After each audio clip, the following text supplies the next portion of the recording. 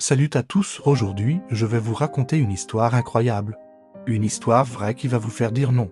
C'est pas possible, et pourtant, c'est l'histoire d'un ours brun qui est devenu un véritable héros de la Seconde Guerre mondiale. Tout commence en 1942. En Iran, un jeune garçon découvre un petit ourson orphelin dans les montagnes. Le destin fait bien les choses puisque quelques semaines plus tard, il croise la route de soldats polonais, une poignée de conserves, du chocolat et une boîte de sardines plus tard, l'ourson change de vie. Son nom, Wojtek, ce qui n'était au départ qu'un simple compagnon va devenir bien plus. Wojtek grandit parmi les soldats, adoptant leurs habitudes les plus surprenantes. Ils mangent à leur table, dorment dans leur tente et développent même un goût particulier pour la bière.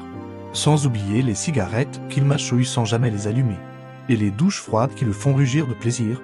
Mais c'était en un 944, pendant la terrible bataille de Monte Cassino, que Wojtek va entrer dans la légende. Alors que ses compagnons d'armes transportent des munitions, notre ours a une idée folle, il commence à les imiter. Imaginez la scène, un ours de 180 kg debout sur ses pattes arrière, portant des obus comme s'il s'agissait de simples jouets.